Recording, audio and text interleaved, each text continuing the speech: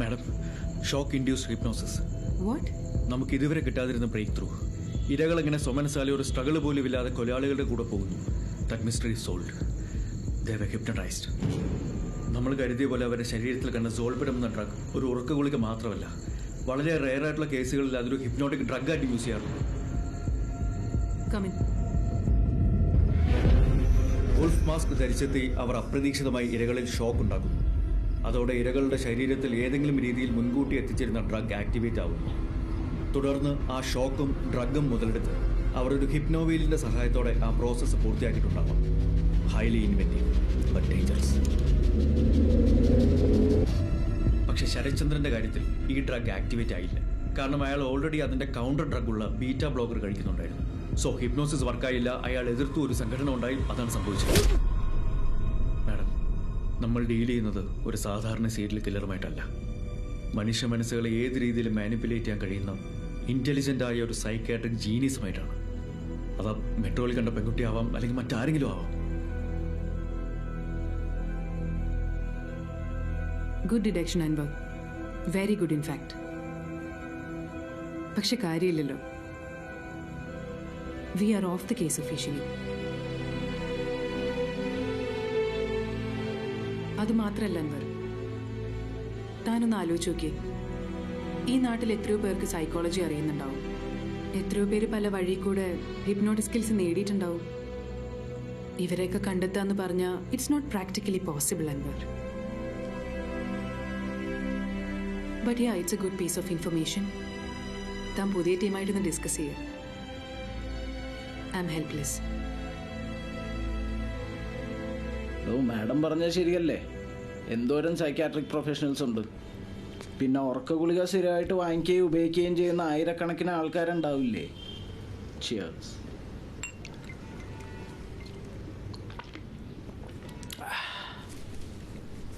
ഞാൻ തൻ്റെ ഫൈൻഡിങ്സ് ചെറുതായിട്ട് കാണുന്നതല്ല. പക്ഷെ നമുക്ക് ഈ കേസിൽ ആവശ്യമുള്ളത് കില്ലേഴ്സായിട്ട് ലിങ്ക് ചെയ്യുന്ന എന്തെങ്കിലും ഡയറക്റ്റ് എവിഡൻസ് ആണ്. അല്ലേട്ടാ, ആ ശില്പി സുധാകരൻ തന്ന ഇൻഫർമേഷൻ കറക്റ്റ് ആണെങ്കിൽ ഇനി എന്തായാലും ഒരു പോലീസ് ഓഫീസറോട് കൊല്ലപ്പെടും. പക്ഷെ അത് മാത്രമല്ല പ്രശ്നം. അയാൾ അതും കൊണ്ട് നിർത്തിയില്ലെങ്കിലോ? ഇനി വേറൊരു നഗരത്തിൽ അയാൾ ഇതേപോലെ ഒരെണ്ണം പ്ലാൻ ചെയ്യുന്നില്ല എന്ന് നമുക്ക് ഉറപ്പിച്ച് പറയാൻ പറ്റുമോ? നമുക്കെന്ത് ചെയ്യാൻ പറ്റും? നമ്മൾ പരമാവധി ട്രൈ ചെയ്തതല്ലേ. സാധാരണ കേസുകളിൽ ഗോഡ്സ് എവിഡൻസ് എന്തെങ്കിലും പറഞ്ഞൊരു തുമ്പുണ്ടാവും.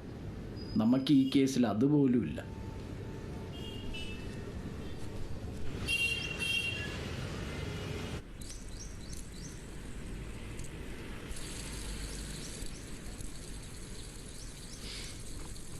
അങ്ങനെയല്ല, ഞാൻ കാണിച്ചു തരാം.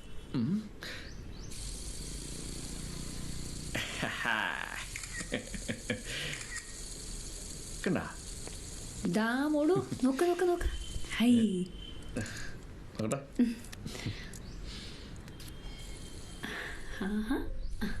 ഇതിങ്ങനെയാ? അയ്യോ, ഇങ്ങനെയാ?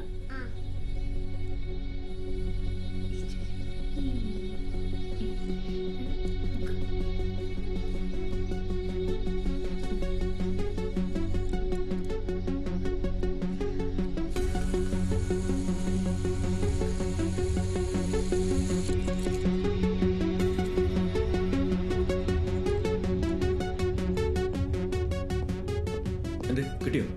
നോക്കിക്കൊണ്ടിരിക്കുക അൻവർ. 100 കണക്കിന് കേസുകളും ഫോട്ടോകളും ഉണ്ട്. ഏത് കേസാണെന്നൊന്ന് അറിഞ്ഞിരുന്നെങ്കിൽ. ഇതേപോലെ ഒരു സ്പിന്നർ പിടിച്ചോണ്ട് ആരോ പോലീസുകാരുടെ നിൽക്കുന്ന ഫോട്ടോ ഞാൻ കണ്ടിട്ടുണ്ട്. I am sure. Fidget spinner ഒന്ന് ടൈപ്പ് ചെയ്ത്. ഓക്കെ.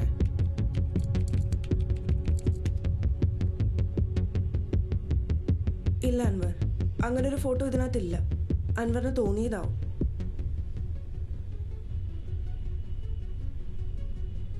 വെയിറ്റ്, ഞാൻ എറണാകുളം ജില്ല മാത്രമേ നോക്കിയിട്ടുള്ളൂ. What if it's somewhere else? Search ചെയ്ത് നോക്കി.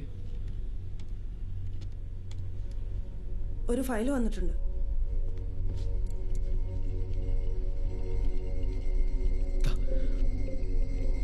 Fidget spinner. Scroll down. Simon Manjooran, Father George Manjooran, Thiruvalla. Boss, Thiruvalla നഗരസഭയുടെ പ്രാന്ത പ്രദേശമായ കുട്ടൂർ ഗ്രാമപഞ്ചായത്തിൽ 4-ാം നമ്പർ വരെ താമസിക്കുന്ന ജോർജ് മാഞ്ഞുരാൻ, അന്ന മാഞ്ഞുരാൻ ദമ്പതികളുടെ മകനായ സൈമൺ മാഞ്ഞുരാൻ.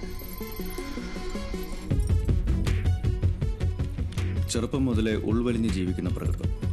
UK-യിൽ കമ്പ്യൂട്ടർ സയൻസിൽ എഞ്ചിനീയറിംഗ് പഠനം പൂർത്തിയാക്കി നാട്ടിൽ തിരിച്ചെത്തിയ സൈമൺ കൂടുതൽ സമയവും ചിലവഴിച്ചത് അടച്ചിട്ട മുറിയിൽ തൻ്റെ കമ്പ്യൂട്ടറുകൾക്കൊപ്പമായിരുന്നു.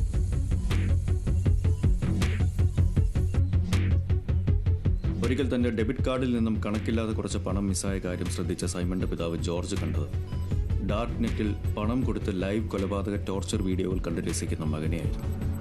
എന്താണ് സൈമ, നിനക്ക് എന്തു പറ്റി? കുറേ ആയിട്ട് ഇതിനിപ്പോൾ പള്ളിയിലേക്കൊന്നും കാണില്ലല്ലോ.